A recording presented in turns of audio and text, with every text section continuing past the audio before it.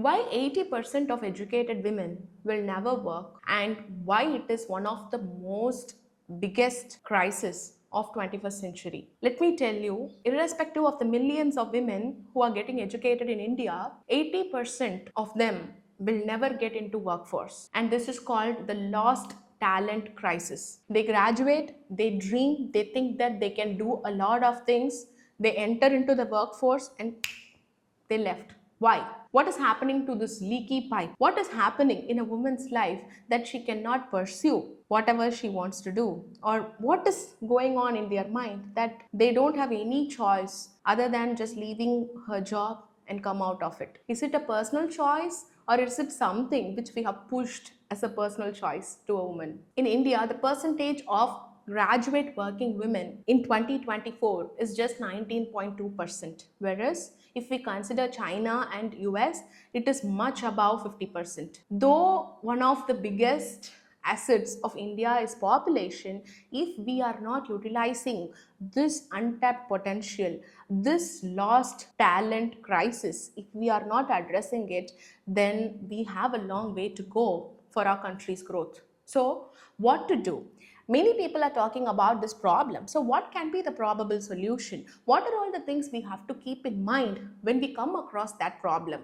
Or are we going to be a part of the solution or the part of the problem? Where are you currently? Let's get into the numbers. In India, as of 2024, only 19.2% of graduate women are working. But if we consider the data of 2005, it was 32%. Something has happened and that number has dropped from 32% to 19.2%. In fact, it should happen in the opposite side, right? What is happening? More and more women are getting educated, but that is not getting converted as a financially independent women. What is happening in this equation? I had the same kind of question the moment I started Overqualified Housewives. I thought that many graduate women will be working because most of us are studying at least 2 degrees. These are the four main reasons for the crisis which I have mentioned now. The unpaid labor burden. According to Economic Times, women in India are working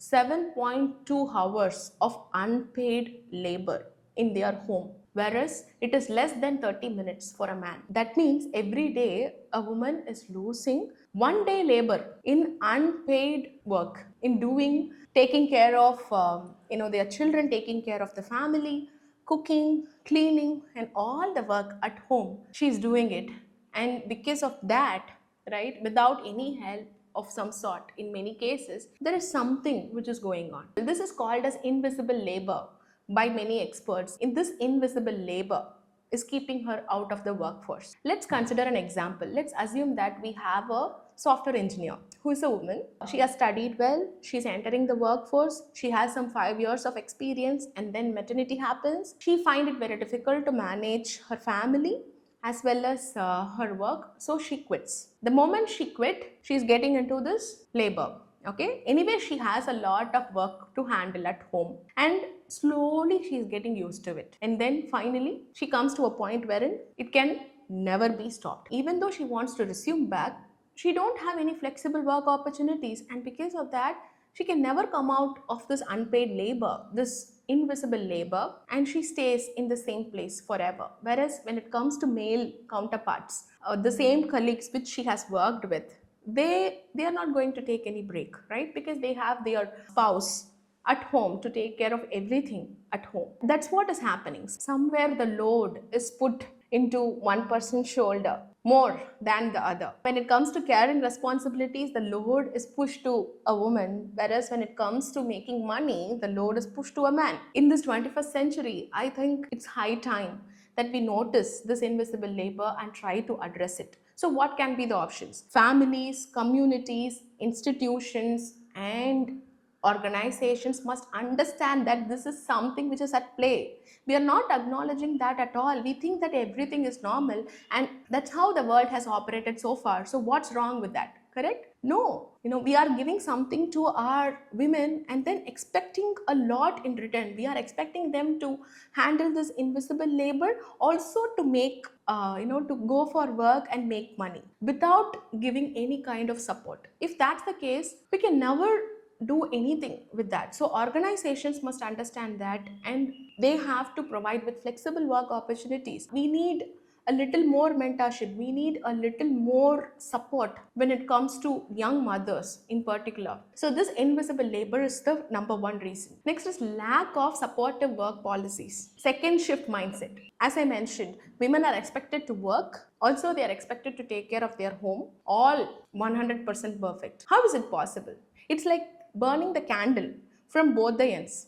How can we expect a person to do everything, and how can we expect them? In fact, several studies shows that women take up 3 times more work, okay, on a day-to-day basis. Irrespective of whether they are working outside or working inside, they take up 3 times more work. There is some kind of toxic work environment. We find it very hard. We don't talk about it a lot. So what are all the possible solutions? We have to concentrate on women-centric work policies. We have to understand and bring women-centric work policies. We have to look for inclusivity, and we need to show more women leaders who are leading the way. Third one is career break, and many think that it's career death. So a woman, once after going through all that invisible labor and everything, when she returns back to the workforce, she is not considered as an experienced professional, and also she's not considered as a fresher as well.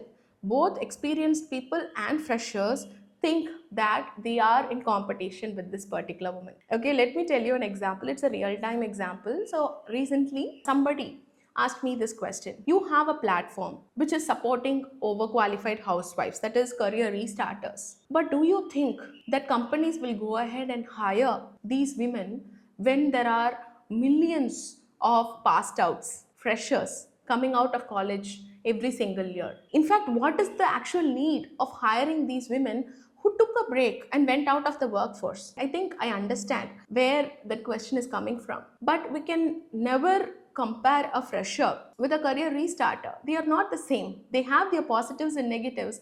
But the one thing which is going to stand out when we hire a career restarter is her desire, her burning desire to do something, a burning desire that she wants to prove to the world and to herself that she can do much more. That burning desire, we can never see that in a fresher, because after all, they are just kids yet, right? This woman would have learned a lot during her career break. She would have gained a lot of skills, real-time life skills, which makes her much more committed, dependent, and adaptable. Whereas it's very difficult to find such skills in freshers.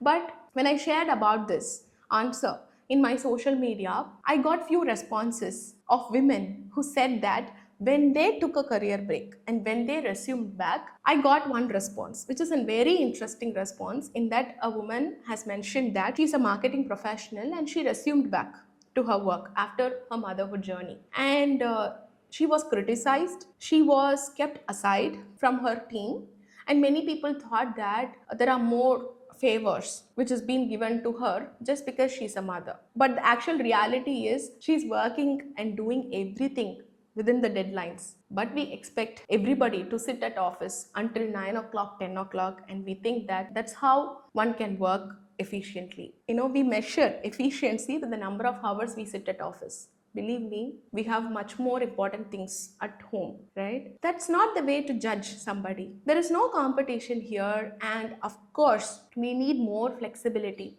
She can go back to her home and she's joining back. She's in that late night meeting, but she's joining from home. That doesn't mean that she is not working, okay? So these kind of unconscious bias, I will not say that that person did wrong or her team didn't, they did something wrong. Yes, of course it was wrong, but they didn't do it on purpose. The social conditioning in which we are a prey. Let's not do the same for our female counterparts. Let's help our mothers, our sisters, our wife when it comes to a little more, help. Let's understand this invisible labor. Let's understand these kind of unconscious bias which is stopping her to pursuing something which she really loves. Can we do that? And the fourth and main important thing is women are underrepresented when it comes to leadership roles. Yes, we are seeing an increase in this number, particularly in India, okay? But around the world, women hold, they are in less than 10% when it comes to boardrooms. Boardroom is a place where decisions are made. If we don't have a woman there, and if men are sitting and taking decisions for a woman, how can we expect that it will be favorable? And how can they expect that they can understand what we go through? In fact, it is not just a credit basis. It's not like a quota that these number of women should be allocated with leadership roles. No, that's not what we are asking for. What we are asking for is give it based on merit. When somebody is doing really good, instead of putting a tag that he's a man or a woman, let's see that as a professional. Let's see his, whoever it is as a professional. And if that professional is capable of handling that position, then let them go for it. Correct? So we need more examples. We need more leaders who can understand the pain points, who can put them in that position and come up with policies which can make a long-term change. So far we spoke a lot about all the problems, the four main problems. So what can be the probable solution? For women, it's very important to upskill. It's very important to put us out and show that what we are capable of. We cannot just tell the world that, hey, I am not a victim by being a victim. We have to raise our standards. We have to show the world what we truly are. And we cannot expect quotas, or we cannot expect somebody to come and help us. It's not going to happen.